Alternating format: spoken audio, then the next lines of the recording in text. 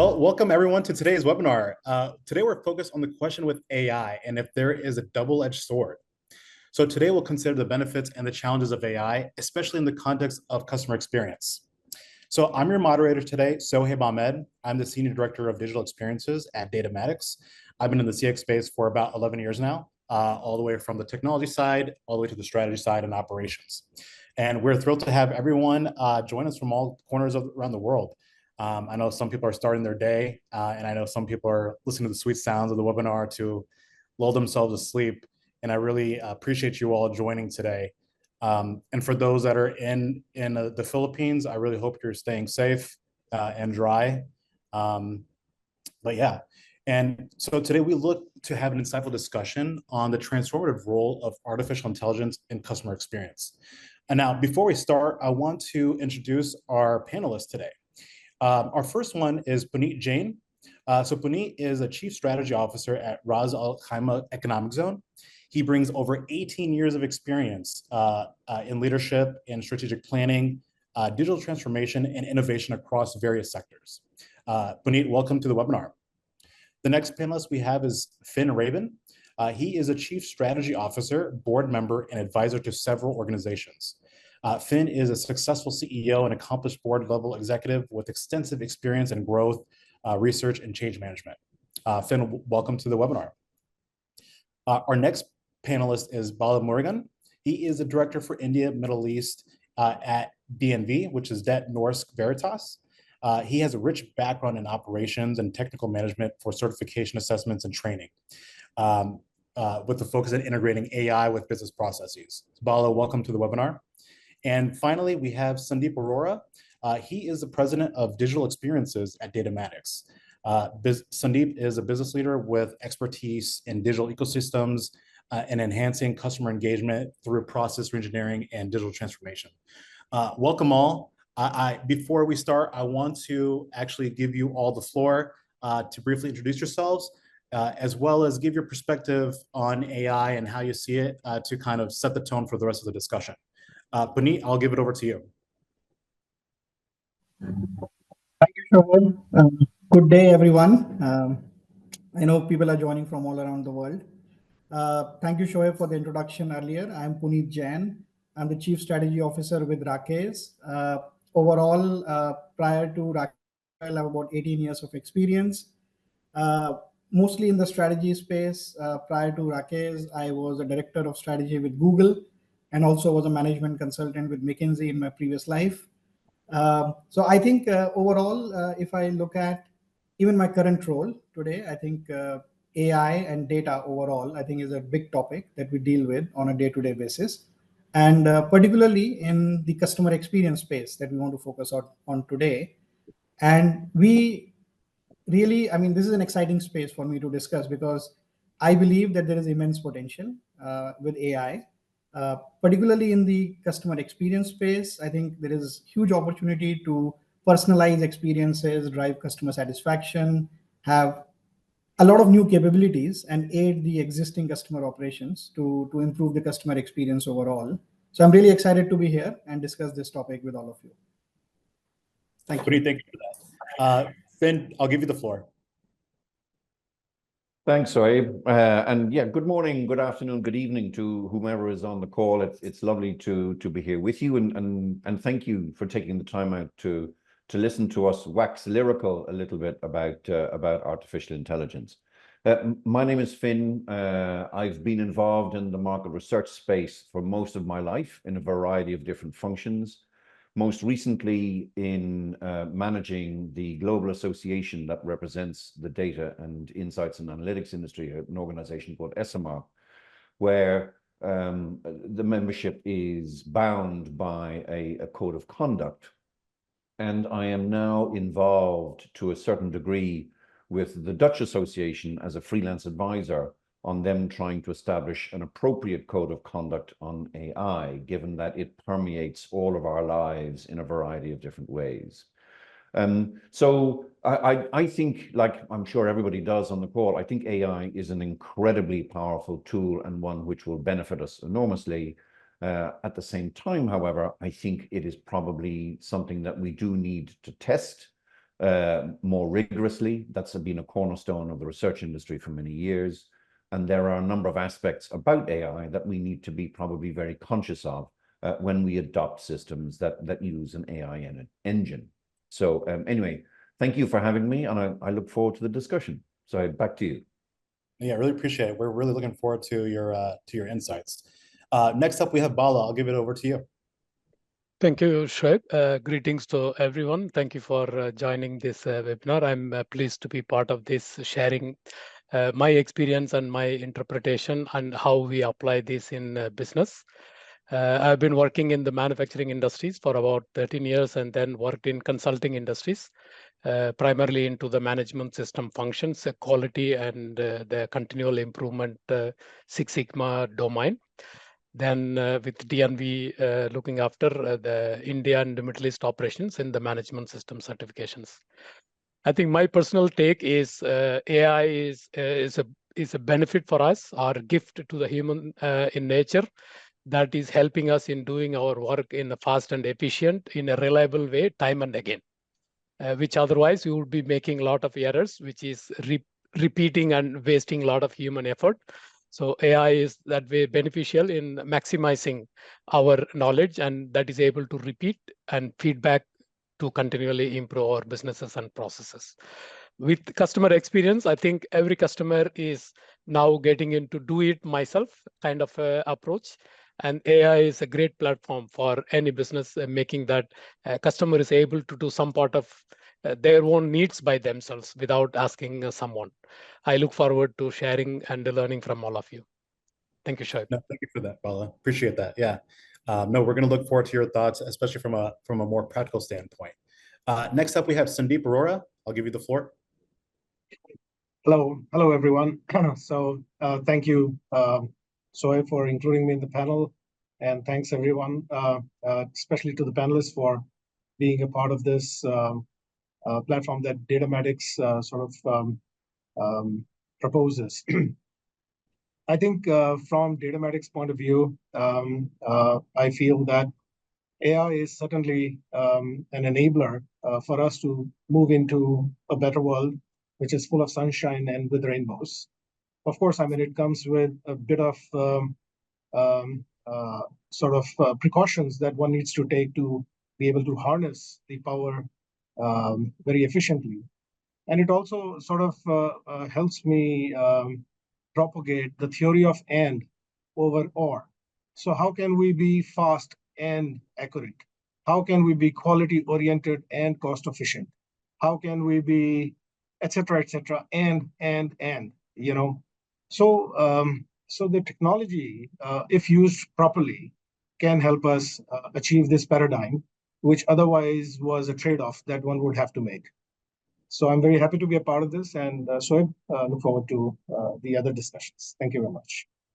Thank you, Sandeep, and thank you everyone for joining. I'm really looking forward to this this conversation.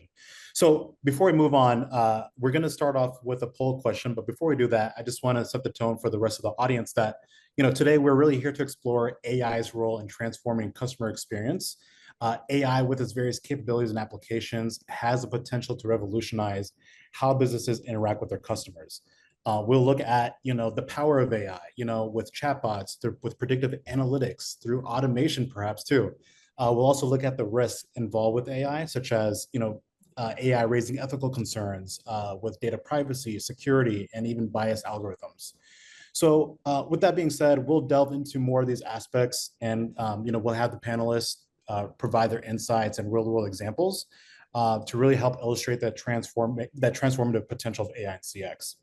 Now, what we'll do is we'll go through a set of questions, but this is going to be more of an open discussion format for our panelists. And so please feel free to jump in with your thoughts. And then we will bookend this webinar with 2 poll questions, as well as a Q&A session. So to jump right into it, we do have our very first poll question, which is, do you think that AI has more positives than negatives? Do you agree, strongly agree, disagree, strongly disagree, or neither agree or disagree? So I'll give you a minute to put in your thoughts.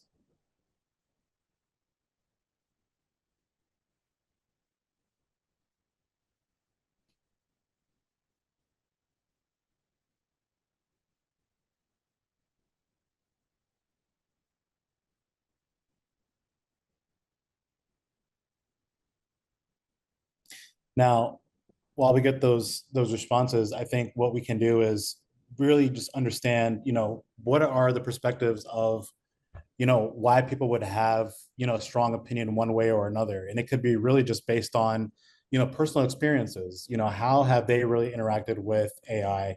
What does it mean to you? Do you use it? Is it more of like a white glove service? Um, these are a lot of things that really come into play when, we set the tone when it comes to personal, ethics and values and understandings, and you put it out to the rest of society.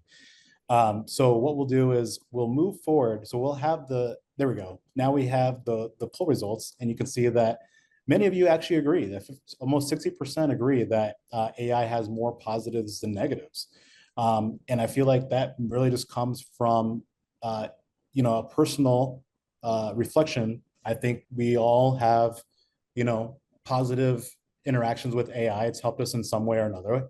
And, I'm really looking forward to seeing how, we can understand better why we, agree that it has, more positives than negatives. So I'll move on to the very first question, actually. So our understanding of AI, especially in CX, can actually differ from person to person, industry to industry, company to company. Now, how you define and perceive the role of AI in transforming customer experience, I mean, the question of double-edged sword comes up because there isn't a consensus on what AI is or how it's defined. Personally, the way I see it, it can be categorized into a few different ways, right? The capability, is it weak or strong? The functionalities, the techniques, using ML for personalization, and NLP for sentiment analysis, and the application aspect of it too, when it comes to robotics. That's what it means to me. For another person, it can mean Skynet. So I'll give this question to you. I mean, what is your understanding of AI, Finn? And, what does it mean to you when it comes to strategic growth? Thanks, Seb. I'm really delighted that you gave me the easy question to start off with. So I can, excuse my French, but I can now screw up really royally for the rest of the webinar. Look, I think what you've just said, I think are degrees of the same thing. In essence, whether it's weak or strong AI, whether it's Skynet, or whether it's simply a chatbot. To my mind, AI is a mechanism that is intended to somehow replicate the human ability to absorb multiple information sources, be they machine generated or human, and come to a conclusion or make a recommendation based on the knowledge it has at hand. And we can debate that to the nth degree in terms of, well, does that include machine learning or not? Is that algorithmic? Is an algorithm an AI system, et cetera, et cetera. But broadly speaking, an AI system, and I think this is equally the type of general definition that the regulators have taken, is that it is a system that can operate with a degree of autonomy, based on information that it collects and assimilates and analyzes itself. So if we assume that that is the definition that we're working with, and as I said, that could be, that can be HAL 2000 for anybody who watched the Space Odyssey, whether it's Skynet, or whether it's a chatbot like Microsoft Tai, which some of you may remember was the initial attempt at Microsoft launching a self-learning chatbot on Twitter, which had to be taken down after 6 hours because it learned all of the vitriol and anger and bad language that was expressed on Twitter. Any of those could be classified as artificial intelligence supported mechanisms or applications. But if that is the definition, then there are one or two areas that I'm sure we will talk on in greater detail today, but that we do need to be quite cognizant of. The first is that they all need to be taught somehow. They're not independently intelligent. They have to learn from somewhere, and therefore the extent and the breadth of data that they learn from is the first important criteria to be aware of. The second is that, at the risk of perhaps overstating it, something like at least over half of all of the AI systems that are currently being developed are developed in English. why do I say that? Well, the two major centers of innovation and invention in AI are, broadly speaking, America and China. Now, we have very little vision into China about what is being done, but of what we are aware, the vast majority is done in English. And that makes non-vowel languages like Arabic are still in an earlier stage of development than English. Tonal languages like Thai and Vietnamese and Chinese, again, not having sight into China, but are probably working, to catch up with English innovation or English language innovations. And somewhere like South Africa, which has 32 local languages, you can bet your pension that not all of those 32 local languages have been assimilated into AI. So its application across different cultures is also something that we need to be very, very cognizant of. And one of the things which we don't often think about is that slang is also something that is very, very important for those systems to know, and which therefore define the breadth of application that can have. So if you think of, an African American in slang might turn to his friend and say, "Yo, what's up, dog?" in terms of meaning, "How are you?" AI will translate that as being, "What's the matter with your dog?" So again, those sorts of things we have to be very conscious of when we're assessing the extent to which AI can support different applications in different senses. And if we think about CX, if you're running an interface with African American customers in the US and they go, "No way, dog, that ain't right," will the system be able to understand what is actually being said to it? So, the training data, the language, the potential of bias, all come into play, and I'm sure we'll talk about this at length, because I could quite happily bore you all to stupidity about it. Sadly, because that's what I've been doing for the last little while. But I think it's a system that is designed to be autonomous to a degree, and the level of autonomy is still decided upon by the inventor or the creator. There's no standard for that, but it's an autonomous system that can analyze and make recommendations based on both human and machine input. I hope that's a fair enough definition for everyone. No, that's really nice.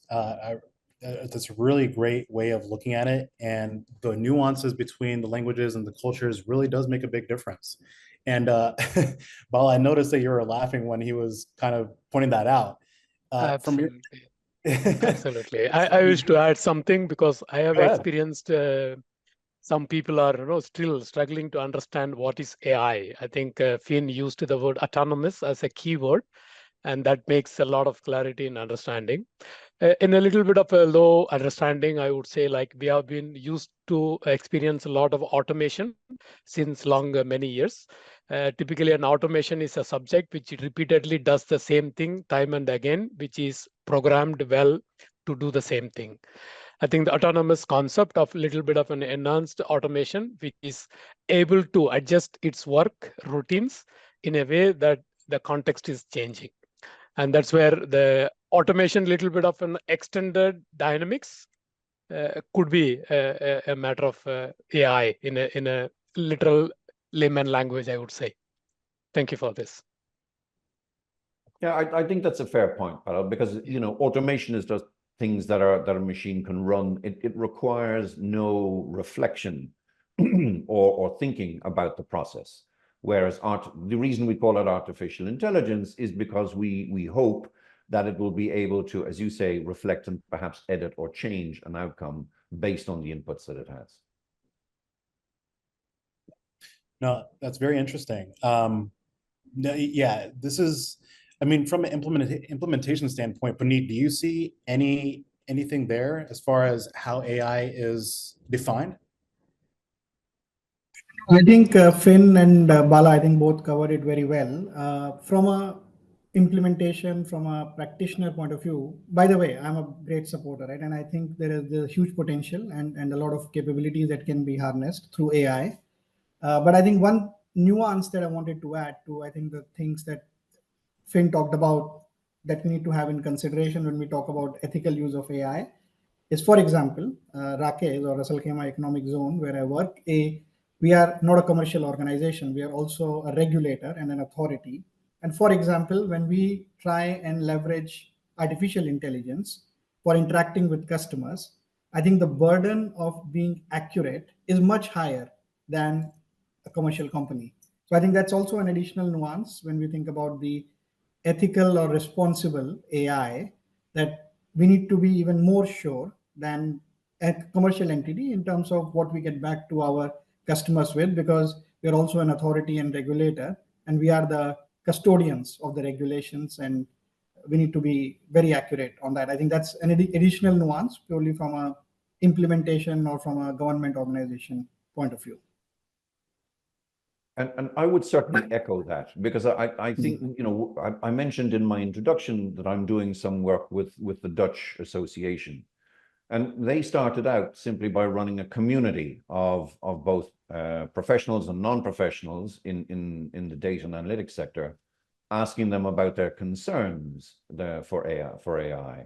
And it doesn't matter whether their concern arose from work or whether it arose from using Alexa in the house or whatever. But it was very clear that many people had concerns around the fact that a machine could take a decision without any human oversight. And that in essence, that then led to a question of accuracy, quality, and a broader issue around transparency, which an awful lot of concern was raised in relation to that topic.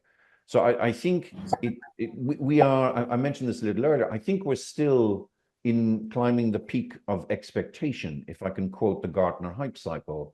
And until we have some of those oversight or some of those guardianship issues resolved, I think, across the world, we may hit the trough of disillusionment a little faster than we expect. But I think it's a very, very important point. And, Puneet, you're right. Sorry, it's something I should have raised, but you absolutely hit the nail on the head. If I may like to add, maybe from Finn, your point of view initially, I have a slight sort of a different definition of AI, so to say. So the AI, in my opinion, of course, I mean, it's trying to understand how humans think and behave. But I think humans themselves don't know why they think and behave the way they do.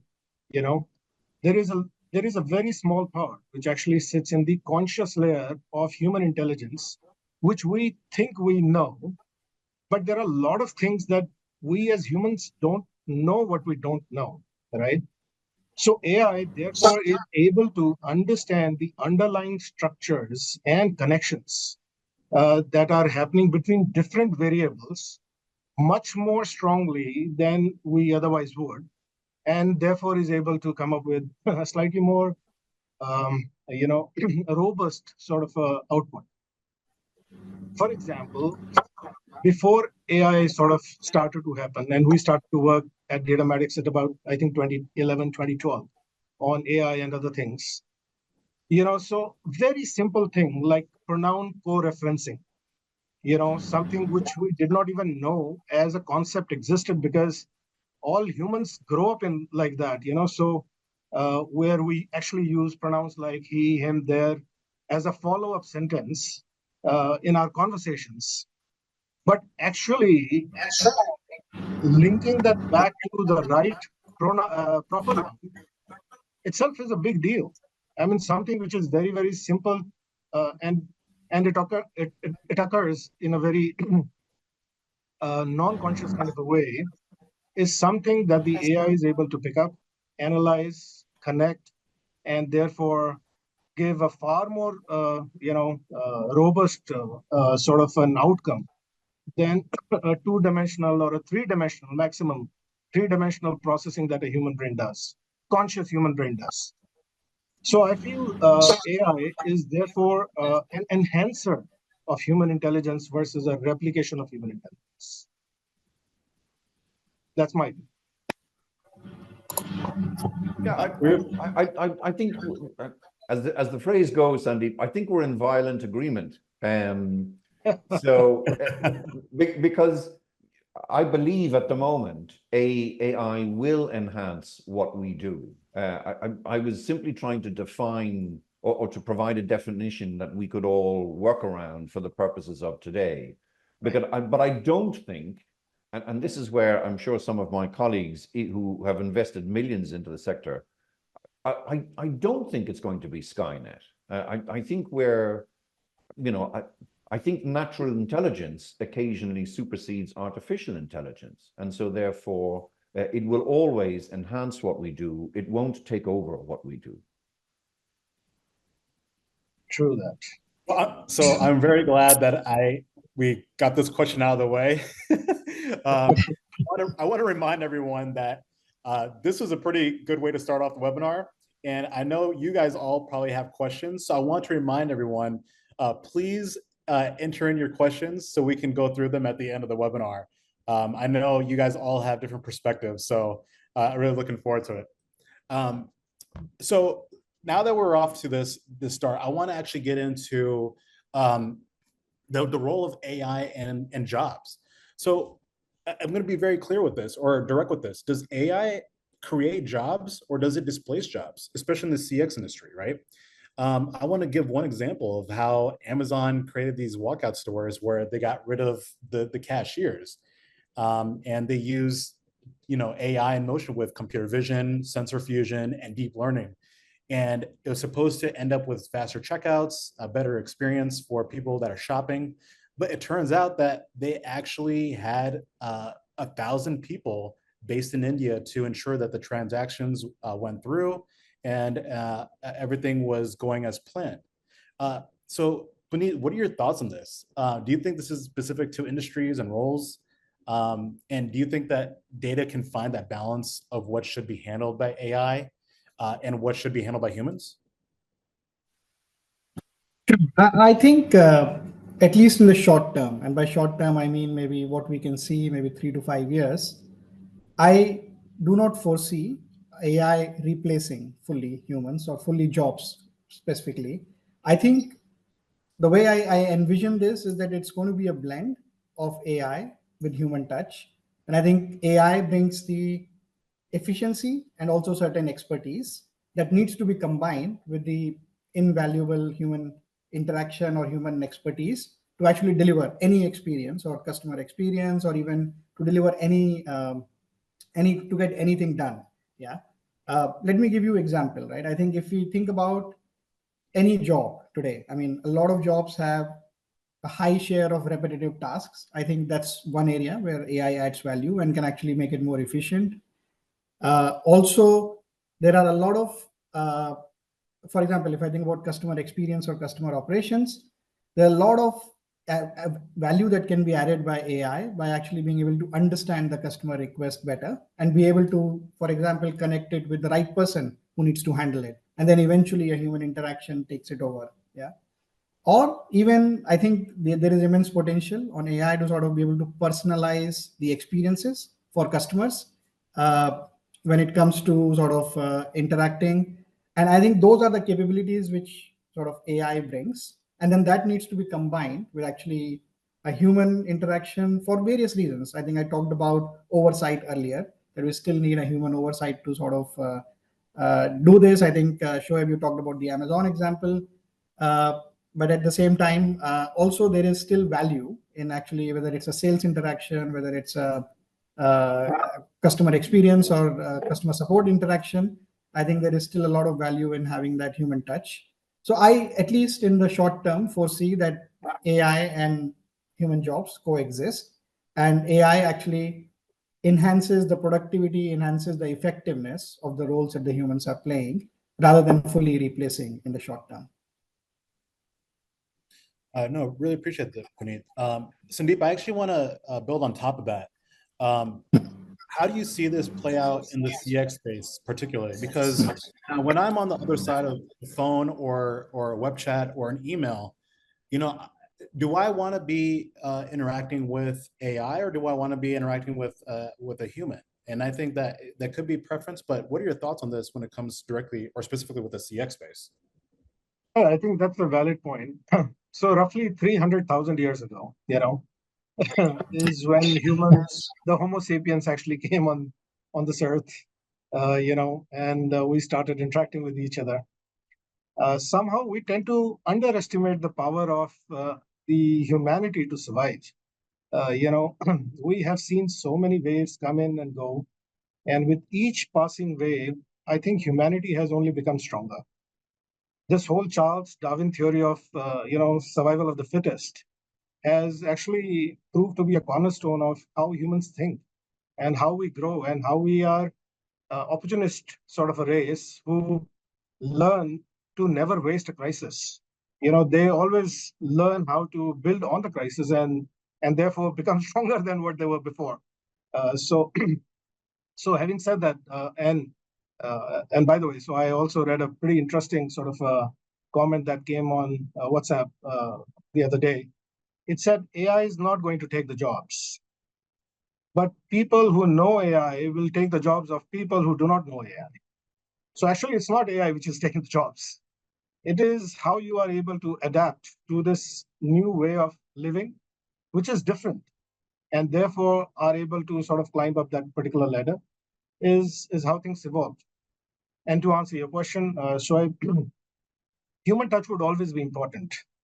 But as things progress, our expectations also continue to evolve. There were times when we wanted to have, let's say our secretary right outside my office in order to get things done. Today, there's a virtual assistant, which is sitting somewhere else, and they're able to do the job just as well, do it at any point in time. They don't fall ill, and understand different languages. So I mean, somewhere along the time, like Puneet mentioned, the short-term effect is felt, but one tends to adjust to whatever is available, and one gets used to it and moves on and becomes a better person, and the humanity sort of moves on. So that's uh, that's how I feel. Yeah, no, I'm torn. If I can add a thought, by the way, there's it shall remain nameless, but there was a hotel chain in the US that decided to get rid of its entire customer service department and put it all onto a machine. Their brand reputation tanked in 2 years. It just collapsed because the human beings couldn't talk to another human being. So maybe there's a cautionary tale in there somewhere. No, I do agree with that, Finn, and I think there are, of course, examples on the extreme side.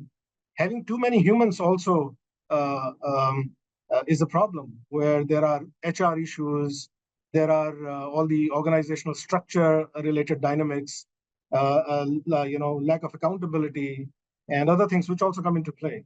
So probably the answer lies somewhere in the middle, in my opinion, or the human touch has to be there.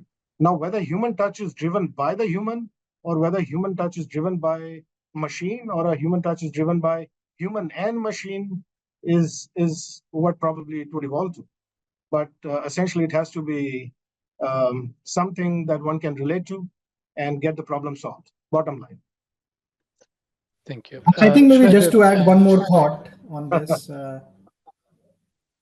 Just one more thought on this. I think I also do not see this as replacement, right? I think it's also not about replacing humans. I think it's about augmenting. I think really that's where the magic lies.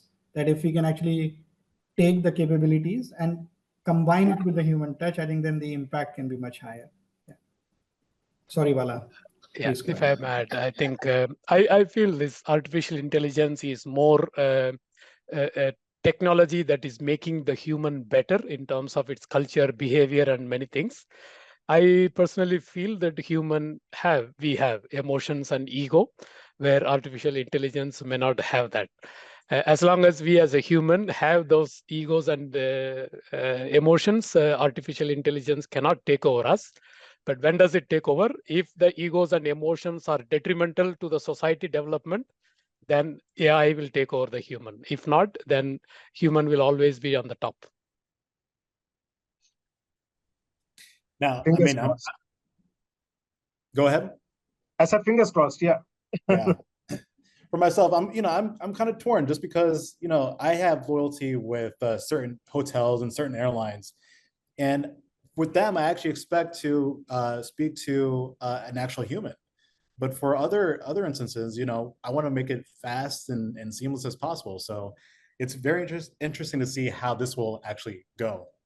And this actually leads me to my next question about, we find, AI can be convenient to us in certain instances, and sometimes it can't.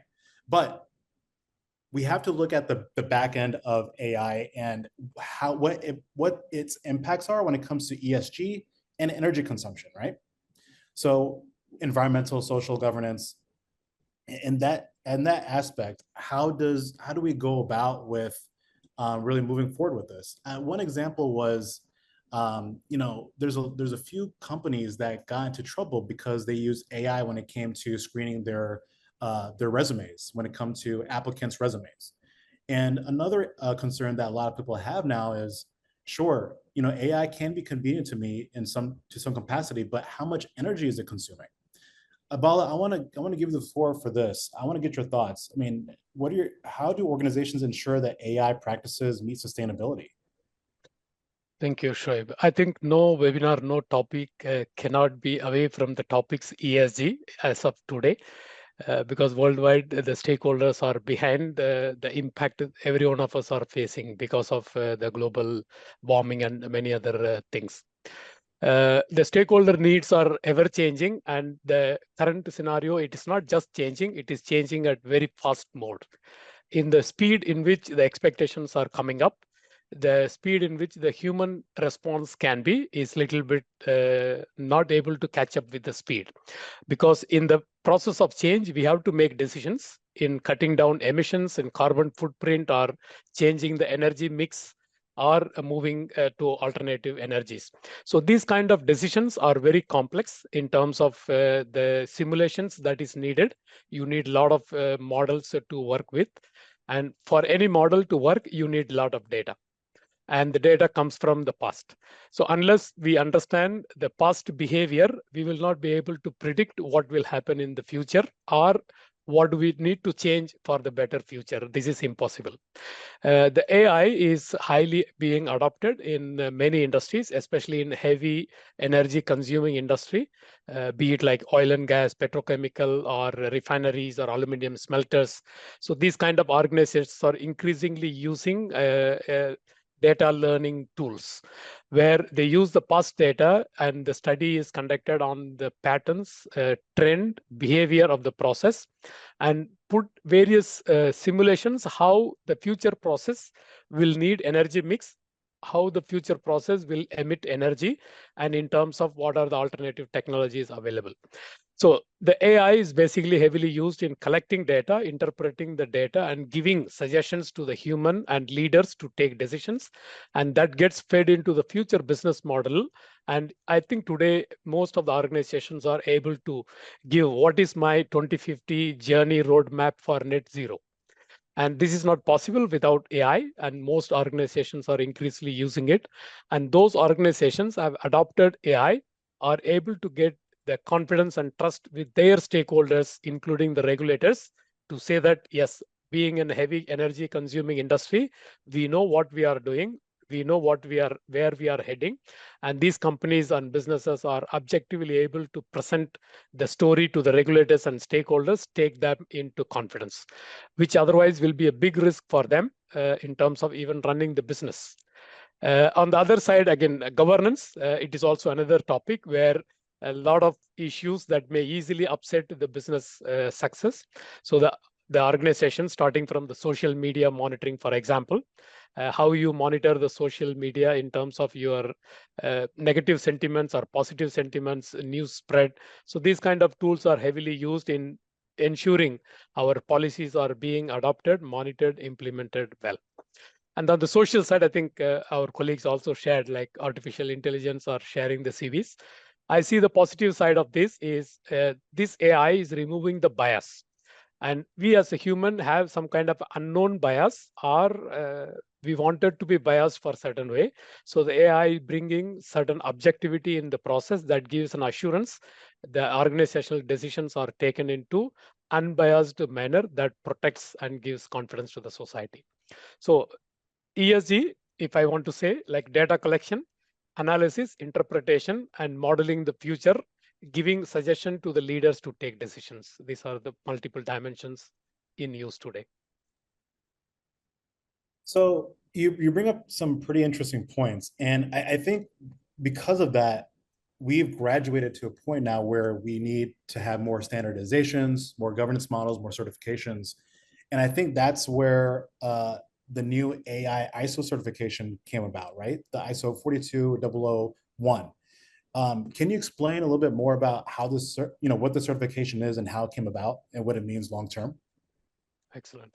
I think I strongly believe the need is the mother of invention. So as AI started increasing its footprint, and there is a need for creating that ethical and responsible implementation of AI, and that is not possible unless you have some standard, some process to assure the businesses are following certain standards.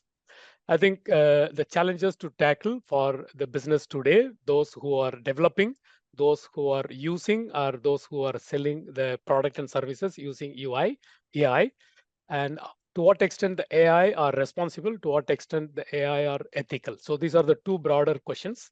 The ISO, the ISO is an international organization that develops various standards for the worldwide need when there is a need for understanding something common across the territories.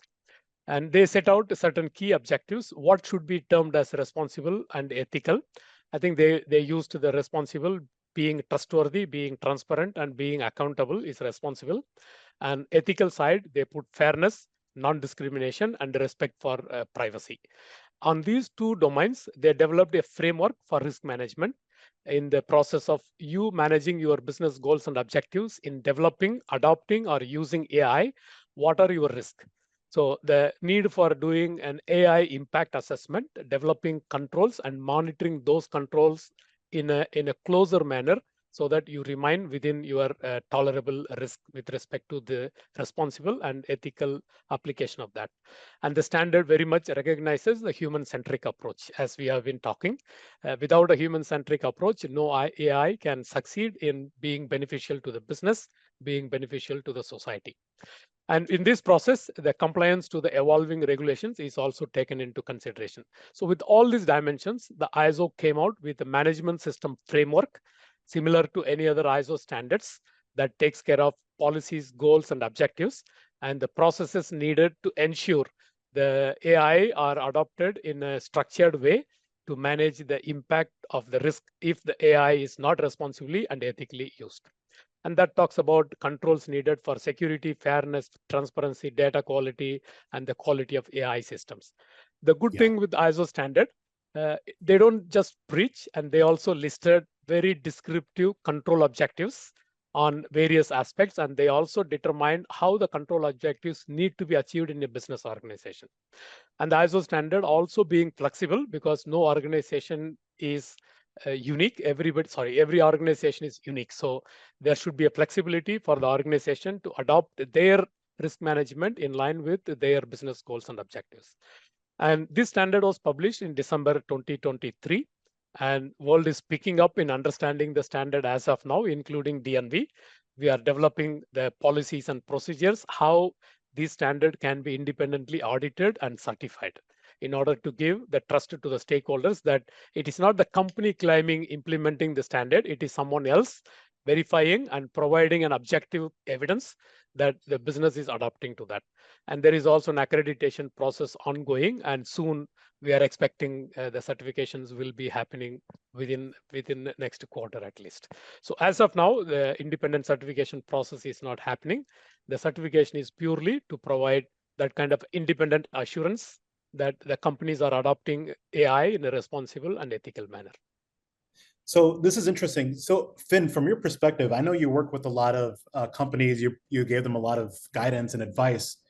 Is this beneficial to have the certification on the seller side? Eventually, yes. If I can go back a bit and start thinking about CVs being assessed by an algorithm, for example, you can, it is illegal now to be ageist. So you cannot put an age limitation or define an age category in which you want to recruit in. But I equally know that there are people who use agencies who put that into the algorithm, so that if the algorithm reads a CV of a candidate of a certain age, that it will automatically be discounted. Now, that runs counter to all fairness and transparency principles that should be applied to an algorithm. And I think where the ISO currently is still in an evolutionary stage is, firstly, it's an entirely voluntary process, so there's no obligation to be certified to ISO. And there is no global alignment or standard behind it that could be used to reinforce it. So, a breach of an ISO standard simply means that you lose the certification the following year, but you can go right back and certify again the year after. Whereas codes of conduct that many industry associations use are far more prescriptive in terms of the behavior that they expect from their members. And there's usually some form of policing standard behind it as well, so that if there's a breach, there can either be a fine or some form of publication around what company breached those particular guidelines, which is far more impactful on their reputation and on their customer base. So I think we're still in that gray area of evolution where I think there has to be a global, so sorry, forgive me for cutting across myself. The risk assessment is now certainly part of both the EU AI law and also part of the industrial sector approach that the US government has taken. But again, in the US, that risk assessment, the parameters will be set by the industry sector. It's not being set by the government. Whereas in Europe, it's being set by the government or the EU Commission. So even there are going to be differences in what people will regard as being the minimum legal obligation versus what they can get away with, so to speak. And until we align more closely worldwide, I think with what those standards are, and in that context, certainly SMR was very lucky to have the support of the International Chamber of Commerce, and it produced a global standard that all associations abided by. We need to get to something to that level, because otherwise you can still fiddle with an algorithm in ways that are not obvious, not transparent, and which would allow it to operate outside the boundaries of principles that we wish it to have. And that's really interesting. And I want to make sure that the audience gets in their questions, because I think both you and Bala had some really great perspectives on this. So please put in your questions so we can get to them at the end. I want to get to one last question here about ethical AI and human involvement. And it's more about, in the context of ethical AI, does it make more sense to blend AI with human support, or should they be mutually exclusive in the long term? There's one example that came to mind, which is with a major airline that just used chatbots when it came to basic questions. And it gave one passenger completely wrong information, and it turns out that they were out of a lot of money when it came to their tickets. Sandeep, I want to give this question to you. What are your thoughts on this? And from a CX standpoint, have you seen a balance in play between AI and human involvement? Yes, of course. I mean, I think everything has to have an ethical layer that ensures that whatever we're doing it responsibly, and not only for us, but for the entire sort of humanity. So as they say, one fish can spoil the pond. We all have to be responsible for ensuring that there is complete sort of governance that controls us all in terms of what we should do and what we should not do. There are, of course, very evolving sort of philosophies there in terms of, if something goes wrong and it's been done by a bot, then who's responsible? Is it the developer of the bot, or is it the implementer of the bot, or is it the person who's maintaining the bot, or is it bot himself or herself or itself? That pronoun is still not clear. So how do bots actually fit in terms of the entire social structure, which is the superset of organization structure, and therefore providing that entire accountability and responsibility is something that one still figuring out.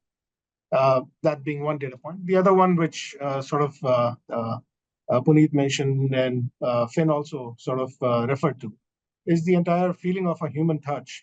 So the two have to sort of come together. So human in the loop is important. Now we have to ensure that AI is used more as an enabler versus a decision taker. And I think that decision taker is really where the which is outside the line. It should give options of various approaches and leave the decision to the human in terms of what they sort of feel best. And in case they do take a wrong decision, it should still get it and try to figure out if they can be guided through AI for course correction. But taking a decision by a system or a machine, in my opinion, is really outside. And remember, of course, that AI systems don't make mistakes these days. They hallucinate, which I think is a lovely new word for an error. Oh, yeah. I made a noise mistake. I just hallucinated for a moment.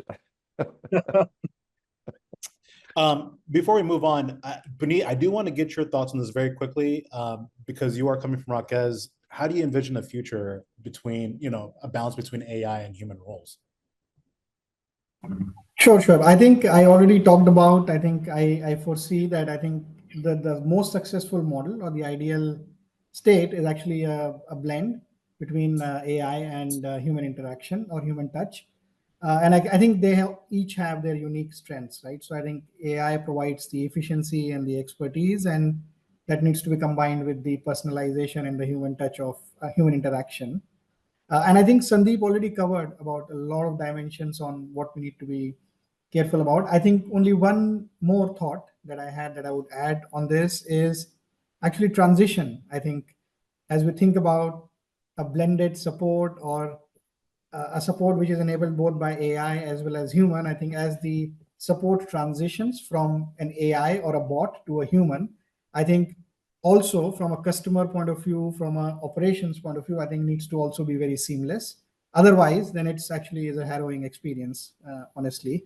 And I think this is something that also need to be developed and planned carefully to really be able to leverage the power of both. No, Puneet, thank you for that. Guys, this is, we've had a lot of different perspectives today, and I want to get into our poll question before we do our question and answer session. So let's get this poll question up for everyone to answer. So the question is, how important is it to have human involvement in AI-driven CX to ensure ethical standards are met? Let's get this. Oh, I think, you know what, we'll bypass the poll, and we'll actually, I think just for the sake of time, what we'll do is we'll go towards the Q&A session. So we do have a pretty interesting question here, and I'll open this up to anyone. So the question is, how can we prevent and mitigate algorithmic bias in AI systems, particularly in critical areas such as hiring, law enforcement, etc.?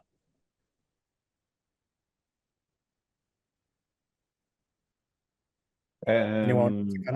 Yeah, well, I think the bottom line is human oversight. Now, not every human is perfect either, by the way, but I think it's all about introducing checks and balances to make sure that a machine is not making decisions on its own. As I said, God knows there are enough humans that make bad decisions as well. But if it goes through a process of oversight and checks and balances, you are hopefully limiting the number of instances where the machine will make a radically poor decision. I think at this stage, that is something we owe to ourselves, given particularly, as I mentioned earlier, the areas of bias, the areas of language that are used in the training of these models. I think we do have a responsibility to provide that oversight and that back checking at this point in time. Yeah, I'd like to also add to that, which is, thanks for that question, Suvo. So I feel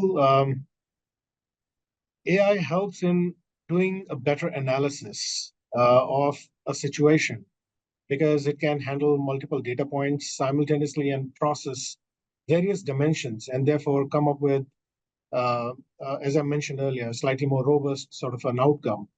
But we have to ensure that we take the output more as an input for our decision making versus letting it take the decision on our behalf.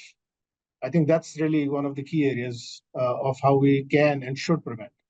But involving AI into the system, I feel is important. It was it Walmart that had that famous case where a young woman was, or her parents or something got a letter saying congratulations on your pregnancy or something. And go, then what? Hey, my daughter, I mean, that's kind of customer experience brought to absolutely the wrong degree of influence. So I think those sorts of things, as Sandeep says, we can use it to help make the decisions. We shouldn't let it make the decisions. Yeah, sure. I think one point I would add on this. Sorry, Bala, go ahead this time. Yeah, thank you. I was saying, I think I see what is AI before, AI after. The critical aspect of preventing this risk is to train the AI with the right amount of information and data with the right rules and regulations. And the second part, once it does its part, then the oversight and we take decisions, as Finn and Sandeep already shared. I think both the sides are important to feed in the right decision-making criteria and see whether it works for us. Just to build on that, I think fully agree on both points. I think training with the right data and having the oversight. I think we talked a lot about the blended approach of having AI and humans. I also think potentially there is an opportunity to have actually training of the users of the AI who are actually going to use the AI capabilities, and also educate them and make them aware about potential biases, so that at least when those people or when the teams actually use it on a day-to-day basis, they're also aware and can potentially detect and take corrective action if required. Very well. And maybe a final thought on that. That's where AI will create new jobs, because we will have to teach people, how to make and write good prompts. There will be, new skill sets in presenting and telling the story around data that is generated by AI. So while ultimately there may be a reduction in some roles, there will equally be new roles that come to the fore that we don't know of yet. I mean, after all, 10 years ago, we didn't have data scientists. So, 10 years from now, I'm sure we'll have something else. So guys, we are at the top of the hour. I really want to thank you all for your perspectives and your insights on AI and if there is a double-edged sword. And I think we're going to keep that open, and maybe we could have another webinar or meet it in person in a boxing ring perhaps. But a couple things that we noted is from this webinar is that, Finn, I think you said that AI will only keep enhancing what we do, but it will not be Skynet. Natural intelligence will supersede artificial intelligence. Puneet, when it comes to jobs, I think one thing you noted was in the short term, AI will not replace jobs, but it will be a blend of human and AI. And Bala, when it comes to governance and certifications, one thing you noted was businesses need to implement responsible and ethical AI, take care of policies, controls, goals, and objectives to manage risks associated with AI. And Sandeep, there is one thing that you mentioned as well, which is, we have to understand who holds a bot responsible and when does something actually go wrong. So we do need governance around that to control and understand what we should do and what we should not do. I want to thank you all again, Bala, Finn, Puneet, and Sandeep. Really appreciate your time. And I want to thank everyone on the webinar for joining this. We will have the recording sent out to everyone. And again, until next time, enjoy it. Enjoy the AI and what it has to offer. Thank you. Thank you all. Thank you. Thank you, Finn. Thank you, Bala. Thank you, everyone. Andy, thank you.